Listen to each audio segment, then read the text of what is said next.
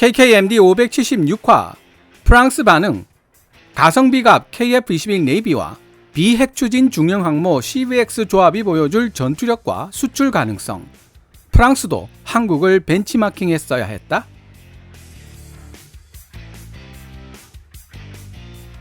요즘 프랑스 군사 전문지 메타 디펜스에 실린 기사들을 읽고 공부하는데 많은 시간을 할애하고 있습니다. 공부하면 할수록, 번역하면 할수록 방산강국 프랑스가 대한민국 K방산의 성장에 어느 정도의 위기감을 느끼고 있는지 새삼 깨닫게 됩니다. 미국과 중국을 제외하면 자체 능력으로 항모와 함재기를 생산 및 운용할 수 있는 유일한 나라가 프랑스라고 할 수 있는데요. 지상 기반 4.5세대 전투기 라팔을 해군용으로 개조한 라팔 M을 함재기로 운용하고 있습니다. 메타 디펜스는 카이가 개발하겠다고 선언한 KF-21 보라매의 해군형 버전, 즉 KF-21 네이비에 대해 지상 기반 전투기로 개발된 기체를 함재기로 개조하는 데 성공한 사례를 찾아보기 어려우며, 개발업체가 이전에 함재기 설계에 대한 광범위한 경험을 가지고 있지 못한 경우 성공 확률은 더욱 낮아진다고 따끔한 지적을 하고 있습니다. 그러면서도 KF-21 네이비는 엄밀한 의미에서 5세대 전투기는 아니지만 그럼에도 불구하고 우수한 성능을 지닌 현대적 전투기이기 때문에 함재기 버전 개발에 성공한다면 상당한 전투력을 자랑하게 될 것이라고 분석하고 있습니다. 한국형 중형항모는 핵추진 시스템을 갖춰야만 한다는 국내 일부 밀리터리 매니아들의 의견과는 달리 프랑스 메타 디펜스는 핵을 원료로 삼지 않는 통합 전기 추진 시스템이 더 나은 선택일 수 있다고 지적하고 있습니다. 기동성이나 항속거리에서 핵 추진 시스템이 비교 우위를 가지는 것은 사실이지만 핵 연료로 쓰이는 고농축 우라늄은 국제사회의 엄격한 통제를 받기 때문에 후발주자가 진입하기 어렵고 해외 수출이 거의 불가능하다는 문제점이 있다는 것입니다. 따라서 통합 전기 추진 시스템을 사용하고 KF-21 네이비와 조합을 이룬 한국형 중형항모 CVX는 국제시장에서 강력한 경쟁력을 가지게 될 것이라고 메타 디펜스는 분석하고 있습니다. 일단 기사 내용을 함께 살펴보고 나머지 이야기를 이어나가 보도록 하겠습니다. 기사 원문은 노란색 글자로 표시됩니다.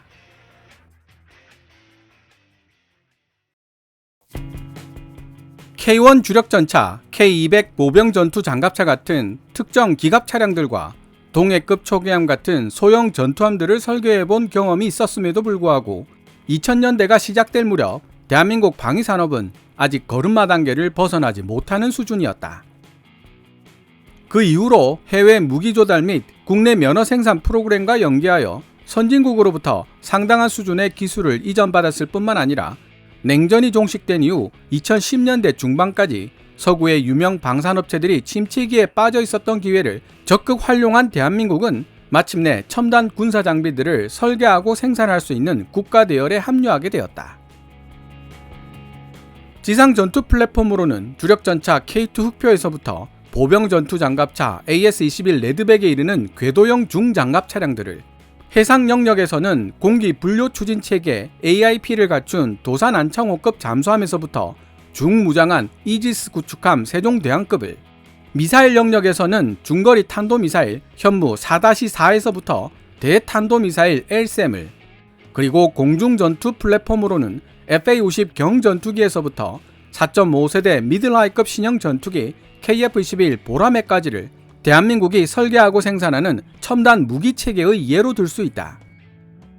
현재 대한민국은 유럽을 포함한 세계 여러 지역에서 무서운 경쟁자로 떠오르고 있으며 특히 유럽 방산업체들에게 강력한 위협이 되고 있다.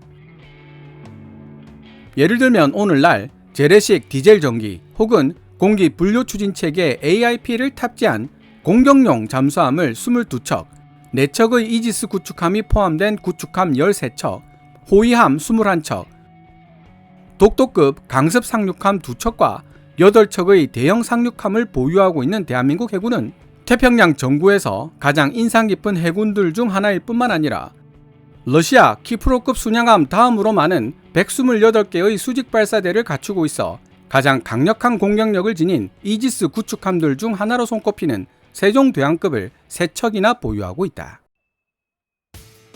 그러나 대한민국 내부에서 많은 논란을 불러일으키고 있는 프로그램이 하나 있는데 이 프로그램은 대한민국 해군에게 전투기 운용 능력을 지닌 하나 이상의 항공모함을 제공하는 것을 목적으로 하고 있다. 아직 정식으로 시작되지 않은 이 프로그램은 2019년 7월 독도급에서 파생된 3만 톤급 경항모에 공군이 운용할 예정인 F-35B 단거리 수직 이착륙기를 함재기로 탑재하는 형태로 처음 언급된 이후 많은 우여곡절을 겪었던 것이 사실이다. 2017년 4월 진수된 중국의 두 번째 항공모함 싼둥이 2019년 12월 인민해방군 해군에 실전 배치되었을 때 대한민국 정부는 이에 대응하는 차원에서 경항모 프로그램을 구상했었다. 당시 대한민국 항모 프로그램은 해상자위대가 보유하고 있던 이즈모급 헬기 항모 2척을 경항모로 개조하고 몇 주 전 미리 주문해 놓았던 40여 대의 F-35B를 함재기로 탑재한다는 일본 정부의 시나리오에 큰 영감을 받았다. 일본 정부는 점점 커져가는 중국의 해상 위협에 대응하는 동시에 미국과 일본 사이의 무역 수지 불균형을 물고 늘어지는 도널드 트럼프를 달래기 위해 F-35B를 다수 구매한 바 있다. 그러나 곧 프로그램의 규모가 확대되었고 2019년 10월에는 이미 배수량 3만 톤이 문제가 아니라 길이 238m의 배수량 4만 톤급 경항모를 선택할 것인가 아니면 길이 298m의 배수량 7만 톤의 중형 항모를 선택할 것인가가 문제가 되었다. 4만 톤급 경항모와 7만 톤급 중형 항모 두 경우 모두 영국, 이탈리아, 스페인, 심지어 일본의 항모처럼 캐터펄트나 강제 착함 장치 대신 스키 점프대를 탑재하고 있어 AVAP 해리어나 F-35B 같은 단거리 수직 이착륙이 가능한 헬리콥터와 전투기를 함재기로 사용하겠다는 아이디어를 보여주고 있었다. 그로부터 1년 뒤인 2020년 8월 한국형 경항모 CBX는 배수량 4만 톤급 모델로 결정되었고 미 해군의 아메리카급 강습 상륙함에 가까운 설계를 구현하기 위해 스키 점프대도 없애버렸다. 하지만 코비드-19 사태로 인해 항모 프로그램은 보류될 수밖에 없었고 지금은 CBX로 명명된 이 대한민국 항모는 국회 내 의견을 포함한 일반 여론이 2조 6천억짜리 프로그램에 대한 집중적인 논쟁을 재점화시켰던 2022년 봄까지 대중 앞에 다시 모습을 드러내지 않았다. 두 달 후인 2022년 7월 CBX 프로그램의 사형 선고가 내려진 것처럼 보였는데 이는 CBX의 함재기로 탑재되어야 할 20대의 F-35B 도입 사업이 공군이 운용하는 지상 버전 F-35A 20대 도입으로 대체되었기 때문이다. 한 달 뒤인 2022년 8월 CBX 프로그램에 할당되어야 할 2023년 예산이 대한민국 군 예산 계획에서 깜짝같이 사라지는 모습을 보면서 일반 대중들은 2022년 봄 선거에 따른 정권 교체의 희생양으로 CBX 프로그램이 퇴출되는 것으로 알고 있을 정도였다. 그로부터 다시 한 달 뒤인 2022년 9월 CBX에 대한 또 다른 미처 예상하지 못했던 놀라운 전개가 있었는데 김승겸 합동참모의장은 CBX 프로그램이 이미 진행되고 있는 중이기 때문에 더 이상 문제 삼지 않을 것이라고 발표했다. 한편 2022년 9월 22일 서울 근교의 고양에서 열린 디펜스 엑스포 2022에서 KF-21 보라매의 함재기 버전인 KF-21 네이비의 모형이 처음으로 등장하면서 사람들의 관심을 집중시켰을 뿐만 아니라 전시회가 열리기 바로 며칠 전 김승경 합동참모의장의 발언에 대한 반응으로 CBX의 크기에 대한 의문이 제기되었다. 새롭게 논의되고 있는 중형 항모는 기존의 CBX보다 더 클 수 있으며 260m 이상의 길이와 5만 톤의 배수량, 즉 프랑스의 핵추진 항모 샤를 드골과 비슷한 크기가 될 수도 있다.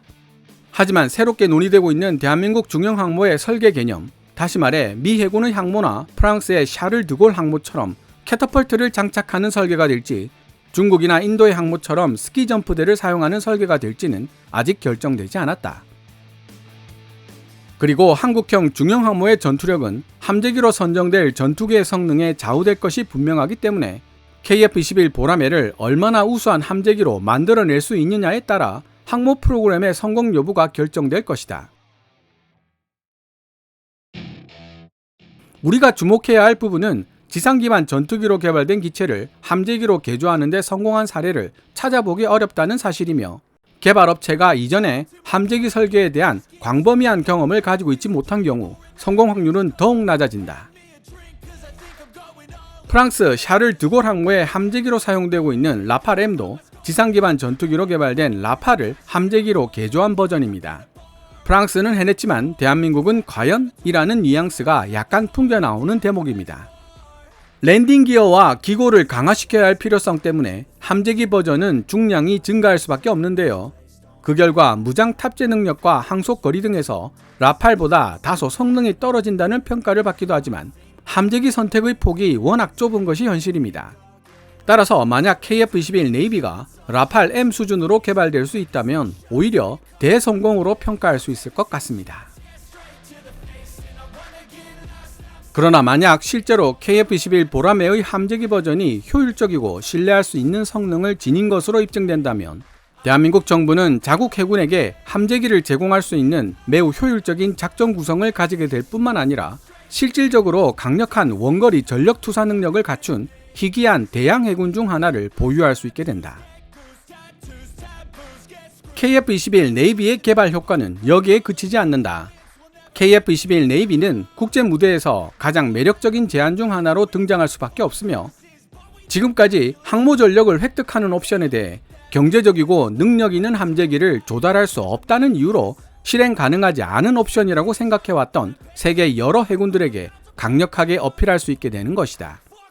여기 더해 대한민국 정부는 한국형 중형 항모와 이에 탑재하기 위해 설계된 함재기 KF-21 네이비를 함께 제공할 수 있는 능력을 보유하게 된다. KF-21 네이비는 엄밀한 의미에서 5세대 전투기는 아니지만 그럼에도 불구하고 우수한 성능을 지닌 현대적 전투기이기 때문에 상당한 전투력을 자랑할 것이다. 게다가 한 척 혹은 그 이상의 항공모함을 운용하는 국가들 중 미국과 프랑스를 제외한 나머지 국가의 해군들은 자신들의 항모에 효율적이기는 하지만 엄청나게 비싼 비용이 들어가고 운용하기도 쉽지 않은 미국 F-35B만 제공할 수 있었기 때문에 대한민국이 제안하는 CVX-N KF-21 네이비 조합은 매우 독특한 제안이 될 가능성이 높다. 미국 입장에서 중무장한 포드급 핵추진 항모를 해외로 수출하는 것은 가격을 떠나 아예 처음부터 논할 가치도 없는 문제이기 때문에 아메리카급 강습 상륙함 설계에 기반을 둔 경항모와 F-35B를 제공하는 것만이 유일한 선택지가 될 수 있다. 마지막으로 프랑스는 F4 버전으로 개량된 현재 최고라고 말할 수는 없지만 곧 최고 중 하나가 될 가능성이 있는 매우 강력한 라팔 M 함재기를 보유하고 있지만 샤를 드골과 후속 신형 항모 모두의 핵 추진 체계를 선택했다.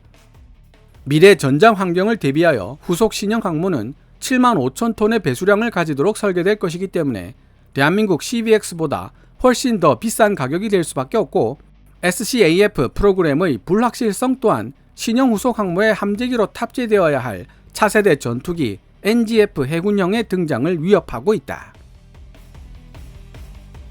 이러한 맥락에서 대한민국 CVX와 KF-21 네이비의 조합은 F-35B 라이트닝2에 기반하지 않은 유일한 통합적 대안을 제시할 뿐만 아니라 매우 매력적인 예산 범위 안에서 항모 전력을 보유한 대양 해군으로 나아갈 수 있는 티켓을 제공하게 될 것이다. 대한민국은 중형 항모 CVX와 이를 무장시킬 KF-21 네이비 함재기 전투비행단을 약 50억 달러 이하 한화 6조 5천억보다 저렴한 가격으로 제공할 수 있을 것으로 보이는데 이 정도 비용이라면 현재 강력한 해군력 보유를 위해 노력하고 있는 여러 나라들, 예를 들어 브라질, 사우디아라비아, 심지어 이집트와 같은 나라들이 충분히 투자할 수 있는 규모의 금액이다. 한국형 중형항모 CVX와 KF-21 네이비의 조합이 가지는 강력한 장점은 아이러니하게도 샤를 드골을 대체할 차기 신형 항모로 핵추진으로 기동하는 중항모를 선호했던 프랑스 해군 참모부와 육군 참모부의 결정에 어떠한 장점이 있는 것인지에 대한 의문을 제기한다. 실제로 프랑스의 차기 신형 항모의 가격은 대한민국의 CVX보다 최소한 2배, 많으면 3배 이상 비쌀 것이다. 해외 수출이 가능하다면 프랑스 국방기술 방위산업기지 BITD에서 수행된 국가 프로그램을 통해 획득한 기술을 보존하고 여기에 투자되는 자금에 대한 국가 예산 및 납세자의 부담을 줄이는 데도 결정적인 역할을 하겠지만 CVX보다 3배 이상 비싼 가격과 핵추진이라는 요소의 결합은 프랑스 신형 항모의 해외 수출을 거의 불가능하게 만든다. 실제로 이 분야에서 실질적인 잠재력을 가진 해상 플랫폼 유형을 설계하면서 억지력의 확보 같은 특정 구성 요소가 수출을 통한 예산 압박 완화라는 필요성과 충돌할 수 있다는 사실을 미리 고려하지 않고 설계된 점은 심히 유감스러운 일이다. 더욱이 미국 그리고 중국을 제외한다면 프랑스는 항모는 물론이요, 함재기와 기타 부품들을 자체 기술로 생산 및 제작하는 데 필요한 해군 및 항공 관련 테크놀로지를 모두 보유하고 있는 유일한 국가라는 점도 잊지 말아야 한다. KF-21 보라매의 경우 미국 F-414 엔진을 사용한다는 사실을 기억하라. 한 가지 확실한 것은 훌륭한 결단력과 진정한 기술적, 산업적 역량, 그리고 유럽에서 좀처럼 찾아볼 수 없는 수준의 강력한 정치적 지지를 상시적으로 받고 있는 몇몇 신흥 방산 강국들이 등장하게 되면서 미국, 러시아 그리고 유럽이 세계 무기 시장의 대부분을 나눠 가졌던 시대는 이제 종말을 고하고 있다는 사실이다. 향후 몇 년 안에 세계 무기 시장을 좌우하는 핵심적인 국가가 될 것이 분명한 대한민국을 넘어 중국은 물론 인도, 튀르키예, 심지어 이스라엘까지 러시아와 유럽이 주도하고 있던 무기 시장을 매년 잠식하고 있다. 문제는 러시아나 유럽과는 달리 미국은 자신들의 고객과 시장을 보호하기에 충분한 정치적, 작전적 우위를 유지하고 있다는 데 있다. 폴란드, 노르웨이 그리고 핀란드에 수출된 대한민국 K2 주력 전차와 K9 자주포, 세르비아에 수출된 중국의 중장거리 지대공 미사일 HQ-22, 혹은 최근 국제적 성공을 거두고 있는 튀르키예의 ADA급 초계함과 바이락타르 드론 등은 유럽 방위산업에 상당한 피해를 미칠 수밖에 없는 급속한 변화의 시작일 뿐이다.